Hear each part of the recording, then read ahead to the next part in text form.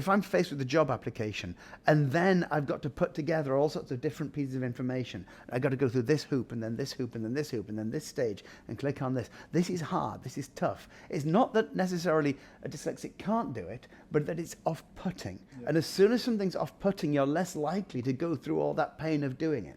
And so you're more likely to go for the jobs which are easier to apply for. Those jobs are financially less well paid, generally speaking. They're as it were, they're less responsible, generally speaking.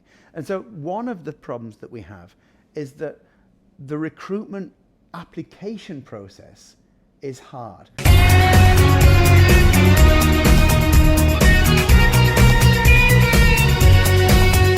So we are here again with Dr. Martin Bloomfield, and I'm very, very honored by the fact that he's actually here this time. The last time we spoke was online, and I'm really grateful for the fact that Dr. Martin's right here with us. And we're going to be continuing our discussion on inclusion. I now want to widen the search, and that concept of inclusivity, which I was quite grateful yesterday actually to be with Dr. Martin at the United Nations.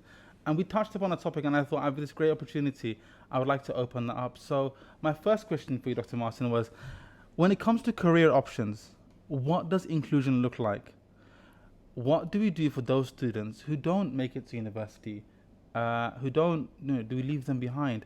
What does inclusion look like for those students? It starts with outlook. This is the first place it starts. So if you grow up in a poor area of town, in England, we might say if you grew up in a sink estate, or if you grew up in a council estate, or on the other hand, if you grow up in a wealthy middle-class family, the idea of what's available to you are different.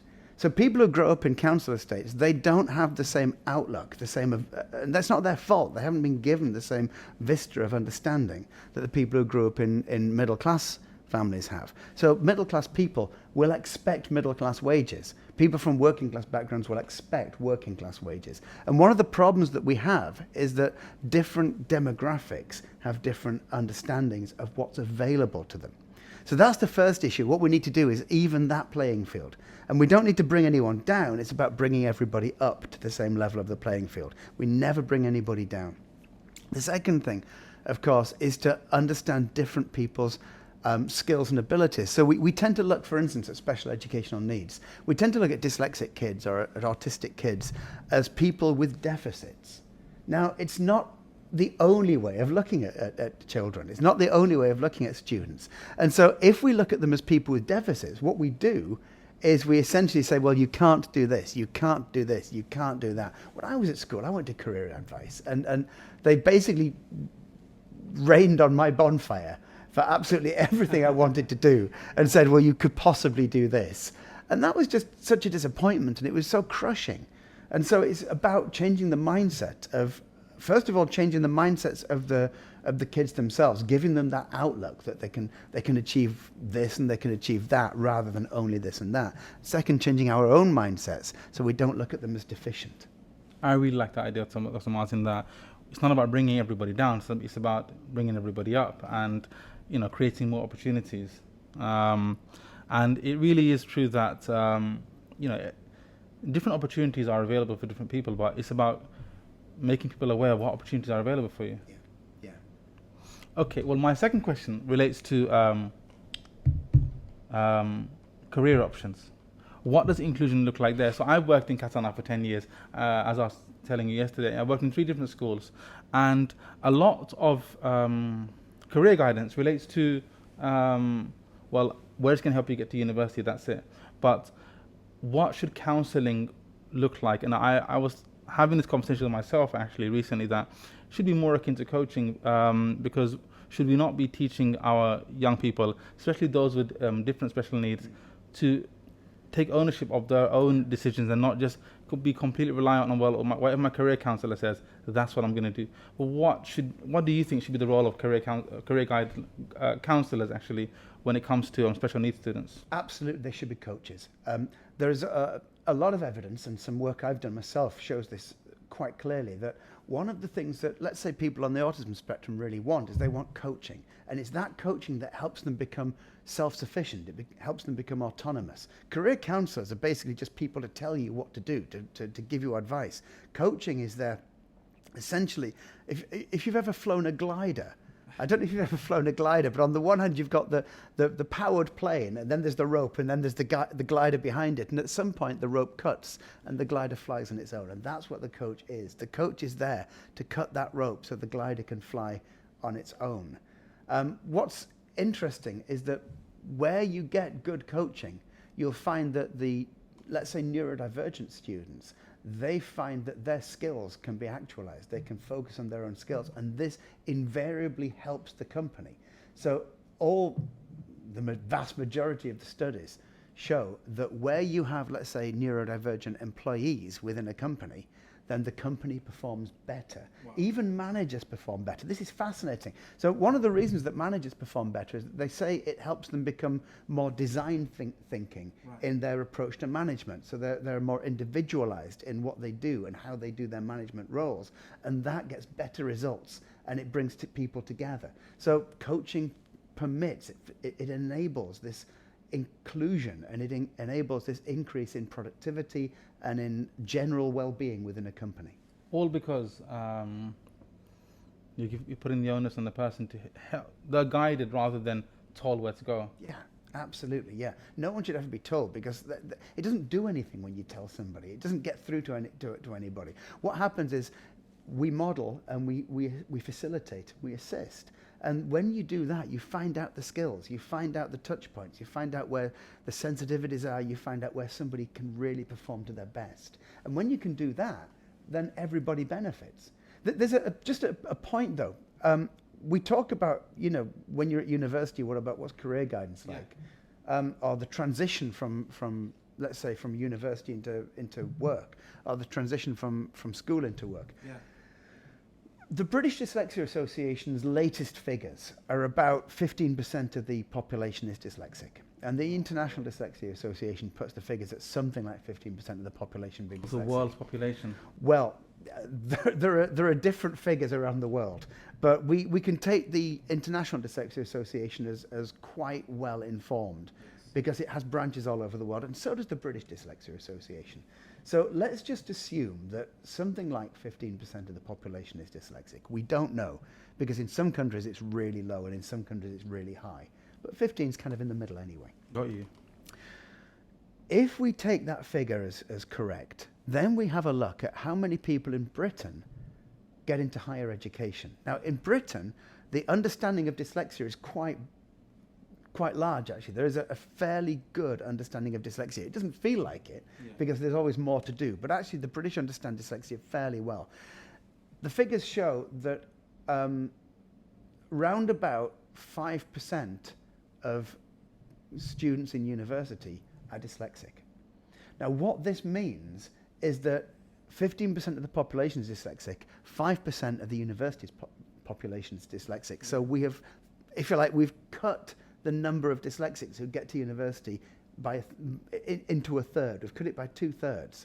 So only a third of dyslexics get to university. We've already disadvantaged them in the jobs market. Yeah. We've already disadvantaged them economically, and this disadvantages them socially, and this disadvantages them financially, which means that the next generation is itself disadvantaged and will have the if you like, the limited outlook that poverty gives people. And so we need to address this. We need to address neurodivergence and difference at the core from primary school. Yeah. We need screening, we need understanding, and we need appropriate teaching techniques at primary school. Because if you don't do it at primary school, you've already lost the kids. Absolutely. And by the time they get into higher education, then we'll raise that 5% to 10%. Then we'll raise that 10% it's going to to grow, isn't it? It's got to grow. And when I say these figures are from Britain, what's really interesting is that if Britain has a fairly progressive take on dyslexia and neurodiversity, and we are only at 5%, then we can be fairly confident that other countries are lower than 5%. Yeah. And so we need to address the if you like, learning differences at the earliest possible age, because if we don't do that, then we'll never even get to the stage where we're coaching people into better work, because the dyslexics won't get that better work. They'll be unemployed. We already know about 40% of dyslexics are unemployed. And so, And that's why I wanted to widen this discussion. Try some of your drink with Dr. Martin. Thank you. I'll talk for a minute. I want to say, what should inclusion? Because I mean, there's so much talk in UK schools, and it's so big. Oh, we're an inclusive school, and every school is trying to be inclusive, and that's brilliant. But why does inclusion stop at school? What is in place for inclusion in the workforce? But before that, recruitment. So when if I'm a dyslexic person, I'm applying for a job. What's the wording like when it comes to a job advert? It's as a non-dyslexic, when I look at a job, it's terrifying because it has all these expectations, right? And you think, well, could I really do all of that? Now, put yourself in place of a dyslexic person who looks for a job application and think, well, how do I even navigate this? So what are recruiters doing to help dyslexic people get into the workplace before they've even got there? Well, there's a couple of really interesting questions that you've asked. One of them is, why does inclusivity stop after school? Well, one of the reasons is that school is a state organization, and businesses are not state organizations. So the businesses are not subject to the same, even if they're subject to the same laws as state schools, they're not subject to the same regulations, they're not subject to the same kind of checking, and so they'll apply these laws differently. So in Britain, for instance, we've got something called the Equality Act of 2010. Right. Everybody in Britain is subject to the Equality Act of 2010, and yet still so many businesses are getting it wrong. In fact, one figure I read a few years ago was 80% of businesses are in breach of the Equality Act 2010 in some way or another. And so one of the reasons we're in this position is that there isn't the checking measures. We don't have the checking measures for businesses because businesses are, as it were, financial organizations. And you've got within the Equality Act, you've got this phrase, which is reasonable adjustments. Now, this word reasonable is so vague, so unmeasurable, that it's almost impossible to tell what is reasonable. Almost deliberately so, isn't it? Yeah, partially to help the businesses. So one of the things that it means is if you can afford it, then try to do it. If you can't afford it, then don't do it. But, how do you say to a small business person or a medium-sized business person, you can afford this? They'll just say, well, actually, we can't afford this. And so this is where part of the problem comes. So many of the issues, of the measures that you can put in place are free. This is what one of the really interesting things. So many of the measures you can put in place are free. Here's an example. So let's look at recruitment ads, as you mentioned. Yes. As a dyslexic, when I look at job ads, I see words and words upon words upon words. I then see that I've got to jump through administrative hoops to get my application looked at. Yeah. These are things that people with dyslexia, who've generally got executive function issues, these are people with dyslexia struggle with. Yeah. So for instance, if I'm faced with a job application and then I've got to put together all sorts of different pieces of information, I've got to go through this hoop and then this hoop and then this hoop and then this stage and click on this. This is hard, this is tough. It's not that necessarily a dyslexic can't do it, but that it's off-putting. Yeah. And as soon as something's off-putting, you're less likely to go through all that pain of doing it. And so you're more likely to go for the jobs which are easier to apply for. Those jobs are financially less well paid, generally speaking. They're as it were, they're less responsible, generally speaking. And so one of the problems that we have is that the recruitment application process is hard.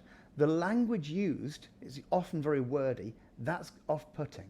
Then you take something like autism, for instance. Yeah. When you have a recruitment advert, it often says something like, we're looking for people with excellent skills in this, people with a track record in this. Yeah. Autistic people generally are less willing to, let's say, tell white lies or be economical with the truth. Yeah. or equivocate about things. They'll read this and say, well, that's not for me. Yeah. Whereas, let's say, neurotypical people will read it and go, I can do that. Yeah. And so the language of the recruitment adverts is often off-putting for dyslexics, autistic people, and people with ADHD as well. And so the language of recruitment is difficult. Once you get to a recruitment process, You've got all sorts of difficulties. So you've got role plays, you've got competitive sort of discussions within sort of recruitment groups. You've got spontaneous questions that people have got to answer, and a lot of people with neurodivergent traits don't want to answer these questions, and they're not usually important for the jobs either. So when you're in the interview process itself, the interview process is often extremely off-putting, especially for autistic people. And then you'll maybe get written tests, and that rules out the dyslexics from the start. And so all of these things, we don't realize they are essentially microaggressions towards neurodivergent people. Because, I mean, I can imagine it would instill apathy, fatigue, anxiety, and like you say, it's completely off-putting. And you think, oh, I'd rather go for this menial job, which is low-paying, but at least I'm going to get it. I don't have to deal with what? The high possibility of failure. And then you're going to, like, you know, when with a dyslexic person or struggle at school, they associate that subject to failure. That process is then horribly mirrored in the recruitment process. Why should I apply for this job if I know I'm not going to get it? I'm going to feel terrible after I didn't get it. Why bother? And this goes back to the jobs sort of coaches or counselors at school who are trying to narrow down the things you want to do because they look at your grades and say you're not good enough for this. And then of course the job adverts are asking for grades. Well, I had terrible grades when I left school. I had the worst grades you could imagine, and seriously. I mean, when I was at school, it was A was the best you could get, then B, and then C. C was kind of you've scraped the pass. Then it was like D, where you kind of got a bit of a fail, but it wasn't the worst fail in the world, but it's a fail. Then E was the proper fail, and then there was F, which is like terrible, and then there was U.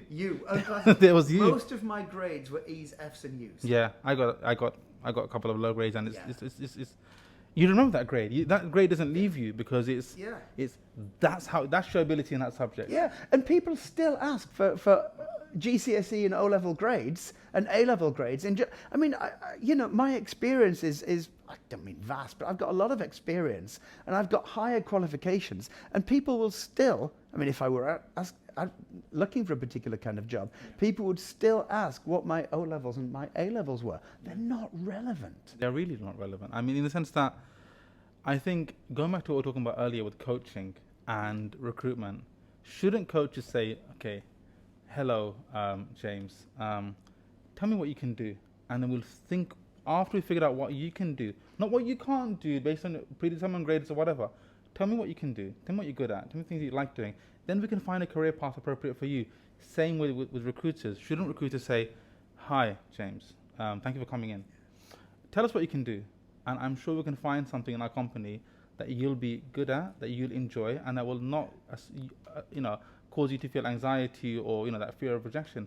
Shouldn't we start with what? A strength-based approach. Strength-based approach.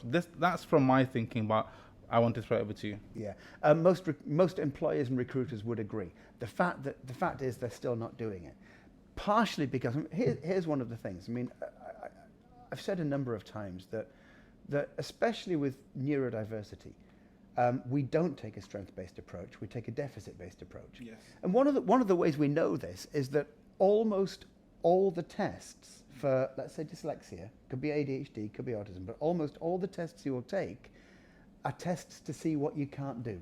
It's terrible, isn't it? No one's sent for a test based on what they're good at. They're all sent for a test based on what they can't do. They're tested for what they can't do. So we begin, generally speaking, with deficit-based approaches. When we begin with strength-based approaches, we have a far greater impact on people's abilities and people's success rates. Well, I know that you've been aware of and a part of many initiatives. Can you tell me and share with us a successful inclusion initiative which you've been a part of relating to inclusion in the workplace or outside? Yeah, I mean, one of that I'm particularly proud of is I'm working right now actually on a project called Autism Spectrum Pathways. And this is a transnational project. There's people from, we're involved with Autism Europe. We're involved with an organisation called PAGS, which is based in both Belgium and Britain. We're involved in with an organisation called Synapsis, which I believe is Polish, Help Autism from Romania, Babel Idiomas, which is from Spain. We're involved in all these different organizations. And we're bringing different European perspectives together to ask the question. So first of all, what is it that autistic people can do, and what can they bring to the workplace, and how can autistic people succeed in the application and recruitment process? Then we'll look at, for instance, VET, vocational employment training schools, and say, what can you do? How can you help autistic people, and how can you help in the process, the recruitment process? Then we look at employment agencies and say, what do you do? How can you help make this process smoother? Then we look at employers and say, okay, what do you do? What are the problems that you're facing? What are the challenges? And how can we help smooth those challenges? And how can you help smooth the challenges for the people who want work? And we find some remarkably similar results. It's really interesting. One of the obvious results that jumps out at me is a very delicate question, and it's a question about unmasking. It's a question about essentially coming out of the closet. Are you autistic or not? And what we find is that on the one hand, employers overwhelmingly say, we wish that autistic people would say, I'm autistic, this is my way of communicating, this is what I need, this is what I'm good at, etc., etc., etc. If autistic applicants did that, we'd be able to help them. On the other hand, the autistic applicants are saying, look, I don't feel safe. I don't feel like I'm able to tell people about my autism because I feel it's going to negatively affect both the application process, my chances of recruitment, and my job. It's going to make people look down on me. It's going to essentially make people think that I'm broken. And so you've got these two constituencies of people, the people who are the employers and the people who want to be the employees, who the employers want one thing, but they don't know how they can ask for it, and the employees are too scared to give it to them because their impression of the employers is negative. And so one of the things we're doing is we're bringing together all these different voices, and then we're producing manuals to say, look, this is what's going on, this is what's lying behind everything, to help people understand that around Europe, some of the problems are different, and these are the problems in this part of Belgium, these are the problems in this part of Belgium, because Belgium's essentially two countries.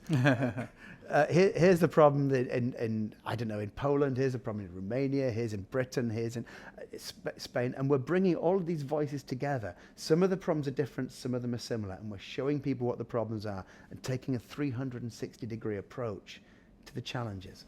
I think what's fascinating is that you're giving voice to the unheard, because and it's unheard sometimes voluntarily being unheard, because like you say, an autistic person doesn't want to air their fears, they don't want to convey that sense of anxiety that they feel. They'd rather bottle it up because there's that fear of rejection and fear of being labeled.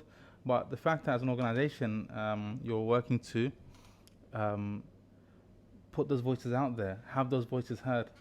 It's really important. One of the things that we're doing is we're going to have, as it were, vox pop. We're going to ask autistic people, applicants and people who are new in a job, to talk about their experiences, to talk about their challenges, their fears, what's helped them. And these voices should help other people, not only other autistic applicants, but they'll help employers, they'll help vet schools, they'll help employment agencies. And we want this. We want people to listen to the people who are going through it, and that's what's really important. Thank you, Dr. Martin. My next question relates to, so how do you measure an inclusion? A company can have great inclusion initiatives, whether it's school or college, or if it's higher education, or if it's even recruitment or in the workplace. But how do you measure whether an inclusion policy or initiative has been successful? What's the bar for measurement? Well, there's different measurements, different ways of measuring it. I mean, one measurement could be, well, how many new autistic employees do you have? That's one way of measuring it.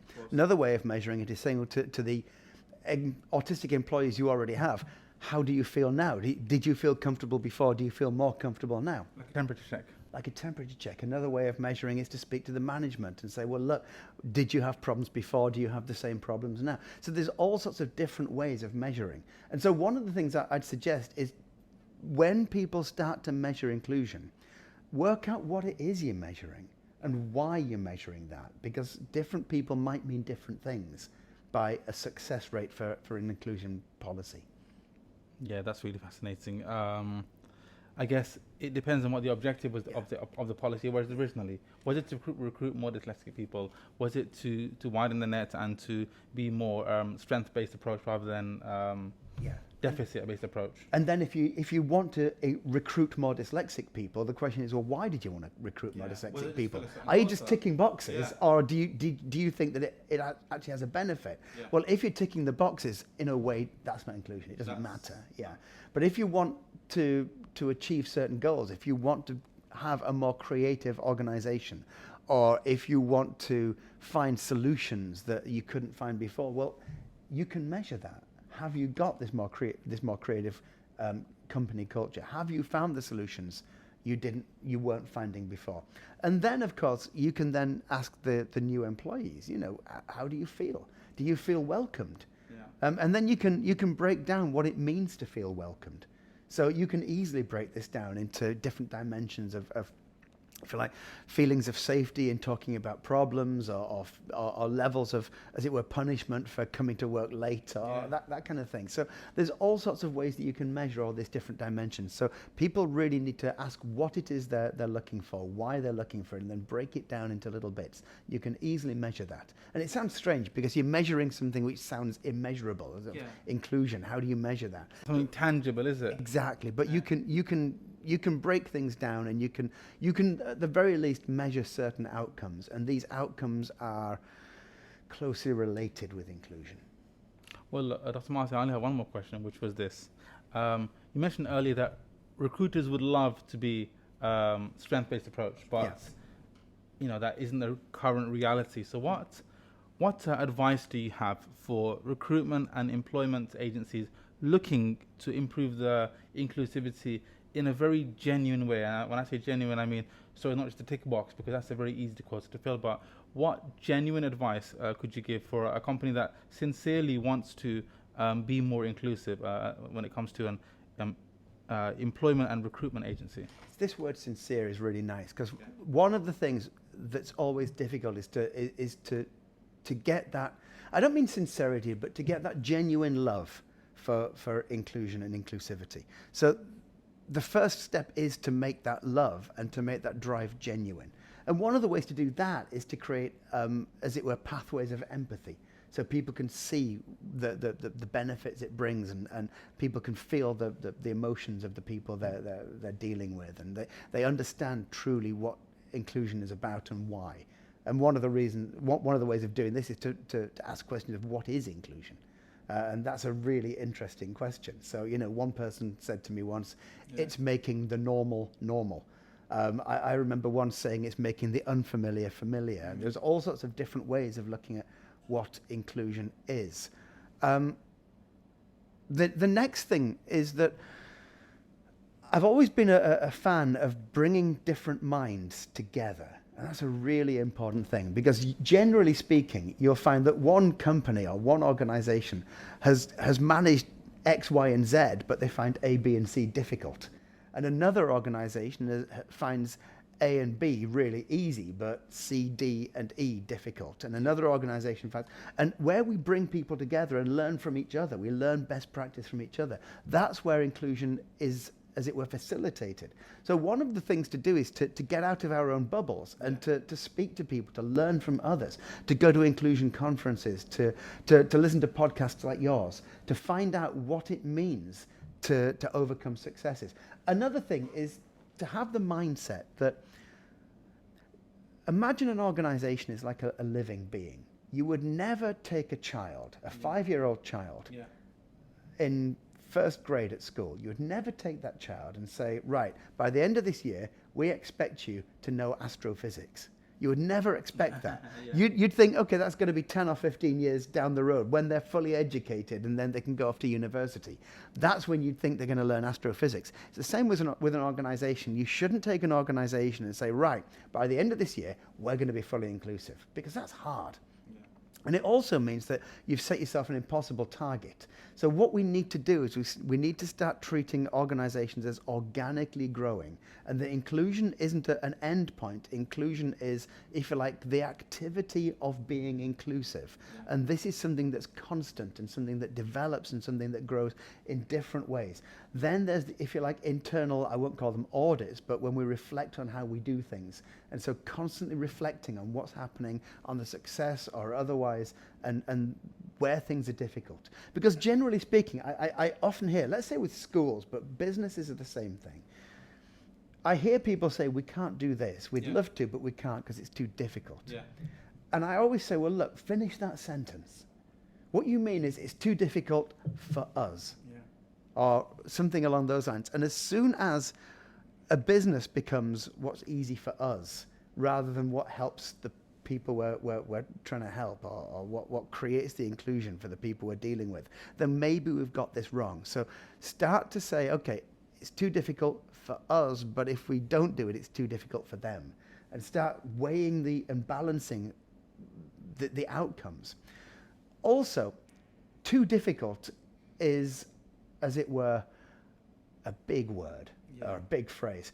Generally speaking, you can draw a graph of what's easy, what's slightly uncomfortable, what's challenging, what's difficult, and what's impossible. And if you try to go from what's easy to what's impossible, you'll never make it. That gap is too wide. That chasm is too big to leap. So what you need to do is you need to take the step from what's easy to what's slightly uncomfortable. Stay there, make it comfortable. Then take that, and then that becomes easy. And then you make the step from what's easy to what's uncomfortable. There is never the difficult part in this, because once you've made that first step, and once you've made what's uncomfortable easy, then the thing that was previously challenging is the bit that's uncomfortable.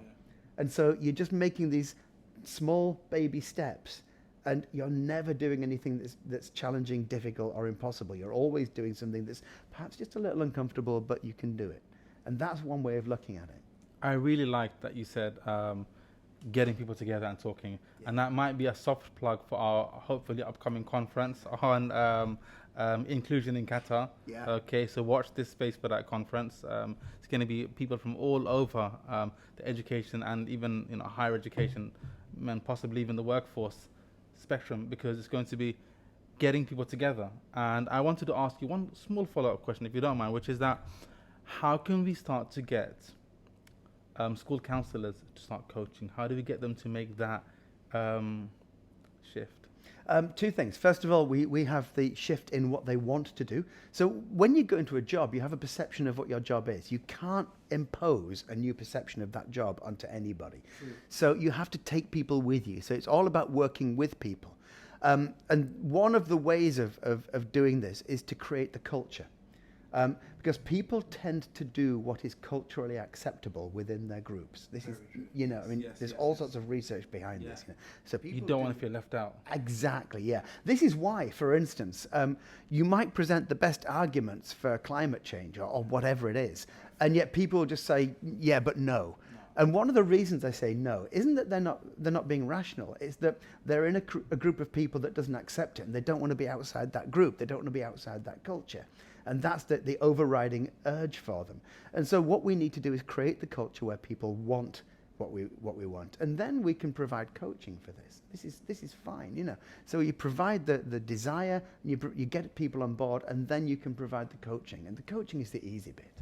That's fascinating. But being in Qatar, that's really relevant because, I've seen so many cultural changes. And once a cultural change happens, you see more people with many things. And I've been here for 10, 11 years now. Once you see a change in culture, then it's followed by, I never thought about that actually, a change in attitude, and that impacts in people's actions.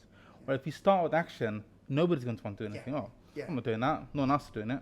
You can lead a horse to water, but you can't make it drink, basically. Or you can lead a camel to an oasis, but you can't make it drink. Yeah. That's so relevant. Look, I want to say this, and Dr. Martin said this on the way here, which was that if you can make a small difference in the world, then that's fulfilling. And I always tell my students that don't try to leave the world the way it is when you entered it. Try to make it better in some way. And Dr. Martin, with everything that you're doing with inclusion, not just here, but you've told me about all the places you're going to go to after you finish with Qatar.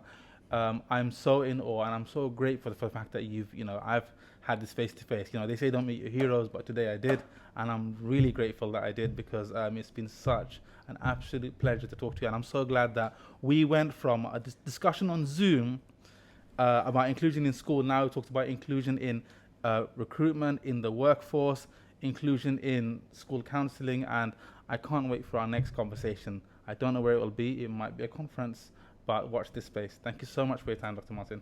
Azam, thank you so much. It's a pleasure.